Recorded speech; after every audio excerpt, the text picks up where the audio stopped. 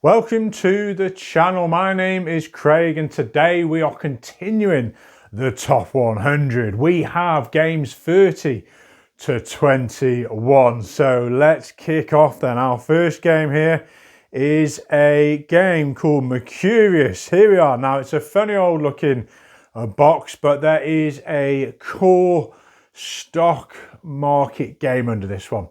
And it's very similar to another game I very much enjoy, Hab and Gut. And in this one, you're kind of heading to the Dutch markets. And there's two kind of commodities and shares that you are trying to profit out of. Now, what I really like about this one that stands out against most stock market games is the open information. Everyone's got this player board. You've got these cards that are cycling through. So you can kind of gauge what everyone is going to be, their cards they chose are going to be impacting your stocks. And you're trying to make the most of those. And there's also a couple of actions you can utilize, like the black market where you get a fixed price. And you've got a news one that can kind of delay what's going to happen. So these slight twists just, elevate the game ever so subtly. Now, this game, it's a slow burner. There's nothing majorly, happening super quick. It's all very right. It's gone up a couple, it's gone down a couple. But gradually, those stocks, those commodities you invested in early on are then reaping the rewards later on. And when you come to buy and sell, depending on the number of items you sell or buy, will determine the price you get. So if you sell one item, that's the price. If you sell two, well, it goes down one and that's the price you get. So in terms of just making slow grind and a profit and seeing that open information, it does such a super job. And it really does work considering how, the cover art looks a little bit quirky here and the blandness in the game, but there's a really cool game under it. And yeah, one for me.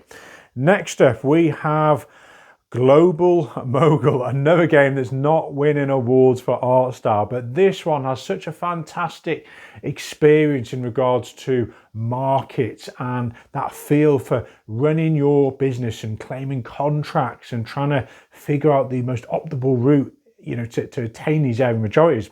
So as a sort of CEO of a corporation, you'll be trying to get these resources, whether it's sort of blue collar workers or gold or these little laptops. And as I say, the graphical design, it's functional, it works. And the actual components, you've got paper player mats and, very limited components here. But considering the age of this one, this is 2013, the experience and the reason it's so high up for me is because it's solo as well is so good.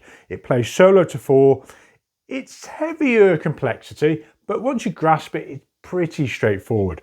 And all you're kind of trying to do really is deploy your assets to build the biggest corporate empire. And what's really unique is that you've got these global markets and they appear on these cards and you're kind of fighting over control of these, and depending on what resources you send your agents to, you'll then produce in those resources. So there's really nice element of production, and that production fuels the money you can make and the contracts you can fulfill. You got public and private, and they give you benefits, and if you go for more public, you're getting more money because they give you like $10 per contract. So just really nice engine building here and this flow, and you've got these little mini corporations you can build under your umbrella, and they give you powerful sort of game breaking abilities there. So just lots to like, and I think mainly because it's solo, it's just such a good game. Roughly takes sort of 60 to 120 minutes here. I'd say, yeah, 2 players, you can probably get 60 minutes, and solo. 3-4 players takes a little bit longer. But yeah, Global Mogul. Next then, we have such a beautiful looking game, and it's called Cape May. Now, first impressions when I heard about this, I was like, is it just a bit of hype? There's movement in the game with this physical board, and the development of your real estate and your businesses, it felt rather simplistic. But when you actually get started, it's a pleasure. You're moving around and there's certain paths you can take, but it works. You've got this kind of Concordia-like deck, if you're familiar with that game, and you play a card and then you're limited on what your hand is, and then you have to play an action to get those cards back into your hand.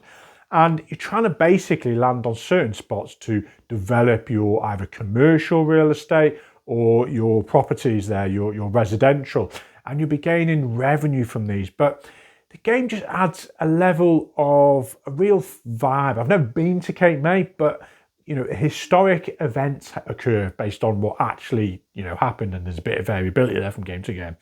And the way these little seagulls, you're trying to collect them, and they give you birds for collection, which is a bit random, but it kind of works. And you go near the seaside, and you can get more commercial businesses there, and you're trying to add prestige to your residential properties. It just works. I can't really, you need to give it a go really to understand, but I highly recommend this game. And it summarises it as building wealth and prestige by developing the seaside town of Cape May. And absolutely, it does that with a stunning looking board, and it just all feels lovely and reassuring and very homely. Now, it's players 1 to 4. I haven't tried this solo. 2 free players and 4 of it work really well. 60 to 120 minutes again. I'd probably say it's on the upper end. The rounds do, take a little bit of time as you try and logistically and geographically figure out where you're going to go. And then revenue happens at the end of every season. So you kind of play out a whole year with spring, summer, autumn and winter. But a lovely game, guys. And it is, well worth looking at. Next up then, we have another game with Mogul in the title, but this is just known as Mogul. And this one for me, it's a 3 to 5 player game. So it's a little bit trickier getting that, player range. I typically like 2 players, but it works so good with 3 to 5 players, and it works really well at all player counts there. And it's a quicker game, 45 minutes. And what you're trying to do here is outplay your opponents with the cards on the board. So these cards, they're kind of in different companies. They've got different abilities on them. And you have to make this decision over how many tokens you're putting in this really cool wooden, I can't even remember what it's called now. It's like a wooden barrel. And you put your tokens in. And it's a bit like No Thanks.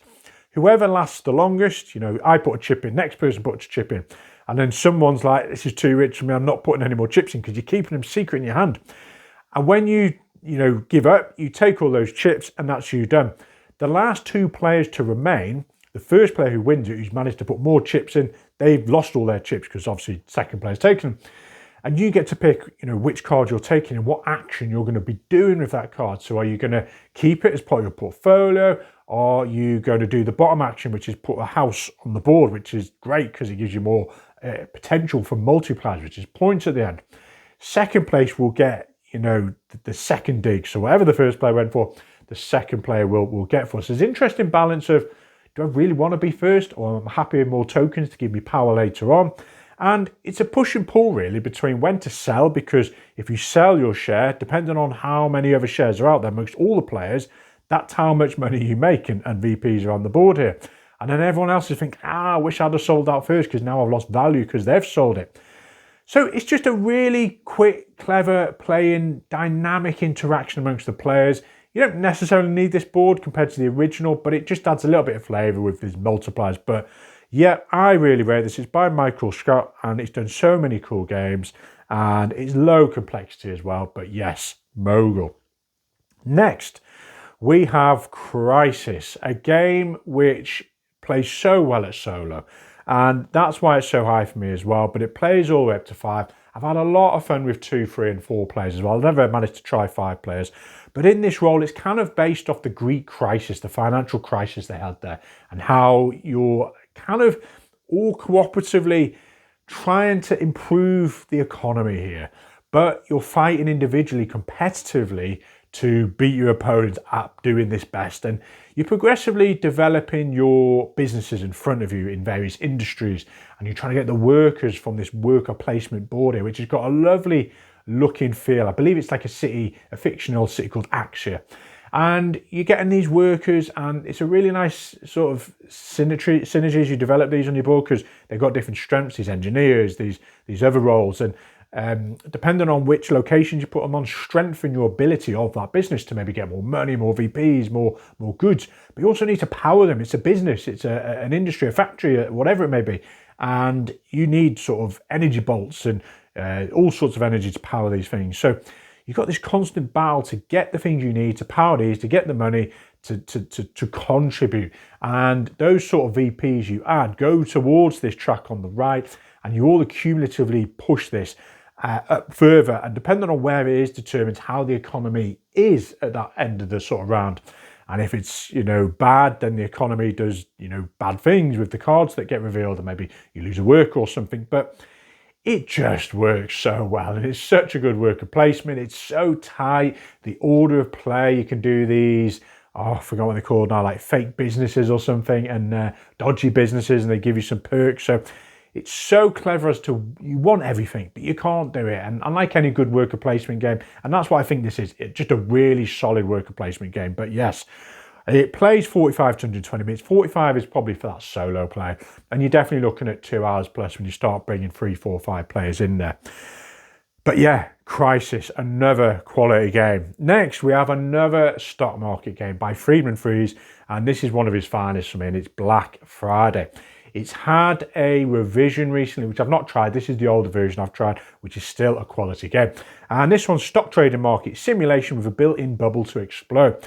Now, in essence, it's a very math game. It's a very, you could almost say dry, but the way the stocks and the valuations work in the backdrop with the probabilities of these briefcases is excellent. And you're essentially trying to buy and sell like any good old stock market game, but the way the board has these levels, and you hit boundaries, and then it comes down, and you go up for certain purchases, and when you buy things, you put briefcases on the side, and when you sell, briefcases go on. And it's all about this color manipulation. So depending on the shares you're buying and selling, it almost mimics a very simplistic marketplace of buying and selling. And those briefcases will then get funneled back into bag, and then they have more chance of coming out. And that cycle dictates the valuation. So it's really well designed here. And then you've got this challenge of trying to convert your money into silver, because silver is gradually going up throughout the game. But as silver gets bought, the more silver gets bought, then the trigger points are here where it bumps the price up. And that's how you're going to win the game. So it's kind of this two-tier system. If you can be really well at the market and get the money, but if you haven't invested in the silver or the gold in the latest version, silver turns into gold in this one, then you're going to be paying a lot more money later on. But then it's that typical, if you invest early in it, you haven't got the money to buy the shares to then, eke out those profits and your gains. So fascinating game, and it's definitely one of the more thinkier stock market games out there. Next up, we've got a lot of stock market games today, and this one is called Panic on Wall Street. Now, this is, if you ever played a game of Pit, which is an old school card game with commodities, this is like Pit, but next level. You've got this managers who are kind of sitting one side. You've got your investors on your other side. And simplistically, the managers are trying to sell their businesses in terms of like their value to shares. And they're trying to convince the investors to invest in them. The investors will put tokens on, and you've got like this 2-minute timer of frantic chaos as everyone's like, buy mine 15, buy it for 20, and someone ups it, and you can flip your token to say it's locked in. But eventually, after all this negotiating and bartering, and hopefully, investors have got some good deals, managers have got what they wanted, you roll these dice, and it's just, the joy of everyone's expressions as things go up and down. And then the stocks change in value, and then it comes to the investors claiming their money from the banks, depending on how well the stocks have done. And then the managers are asking for their money off the investors for the promise to pay them as such. And then basically you carry on, new properties and businesses come out. And at the end, there'll be one winner from the managers, whoever's managed to make the most money, and one winner from the investors. So it's such a unique and clever concept. Now, I actually sold my copy in the end because I really struggled to get a good player range for this. So I was thinking, in the rules, you need 5 players plus really to have managers one side and investors the other side. And that was a challenge. I think I did manage to play with 6 or 7 players in the end, but it just wasn't getting played. And then it has been remade recently, which is just behind me somewhere, as known as Wolf Street. So same designer, just a re-theme with kind of this sort of quirky animal look with bears and bulls and what have you. And I played it recently again at 3 and 4, and it just works a treat. In the 3 and 4 player count, you act as manager and investor, which at first I thought this might be too much, too challenging, but it's functional and it works, and it's still a buzz and exciting. So this game, yes, absolutely, is still up there. A pleasure and a delight with more players, preferably, because you get to really focus on what you are doing. So yes, Panic on Wall Street. And typically, it says 30 to 45 minutes. I found it plays longer, sort of 60, 70, 80 minutes typically. And as I say, it's low complexity, this one, but you can have a lot of fun with it. Next up, we have got, which I kind of refer to as Chicago Express, or can be known as Wabash Cannonball. I've probably butchered that, but anyway, this came out in 2007. It's one of the sort of cube rail games, and you're putting out your trains across this map in America here, and it just looks stunning, especially the Chicago Express version, which I've sort of fallen in love with. But it is a very cutthroat game, and I'm not normally a fan of that, but it works here. It's all about the auctioning in, and you've got to time your bids right to get the share you want, and that share and the amount you invested or purchased it for, that money's gone, but it's gone into the company. And you have to really be careful over how much you bid, because if you don't quite bid enough, even though you win it, if you don't provide the funds for your business, well, you haven't got enough money to build out your routes, and you need the routes to get to certain spots to generate more, wealth in your company, because the number of shares everyone has will determine the dividends you're getting. So it's such an interesting cycle. And especially as you determine your routes, and that's kind of the train laying aspect of the game, as to, you're going to go over certain more expensive territories or go for certain cities. So it's like there's two elements to it again, over the auctioning and profiting and getting the dividends, and not being outbid and wasting your valuable personal funds. Because you can have instances where you're outbid and then you're like, everyone else is now getting things cheap. And as soon as you can have a bad beginning where if you've got one share and your opponents have managed to get two or whatever it may be, and then you're slipping behind. So when you play with players who know this game, you can have so much fun with it. And it's definitely one of the better, cube pusher railway games for me. Absolutely. So yeah, and it plays 2 to 6. Haven't tried 2. I tend to favour that sort of 3-4 player just because of the auctioning. 30 to 60 minutes, I'd say it's on the upper end there, 60 to 90 in my place, and it's middleweight complexity. Next up then, we have a game that's not been out too long. It's a heavier game, and it's known as Tycoon India 1981. So this one is shot up for me. It's relatively new. It plays solo to 4 players as well. I have tried it solo and it works nicely. But again, I'm probably favouring that sort of 3-player mod. Now in this game, you're industrialists and you're taking part in nation building in a post-colonial India. And the way this game looks, you're talking calibre of brass Birmingham here. The way, Roxley Games and what they've brought, they have nothing to do with this game, but it's that level of vibe and the feel of industrialness.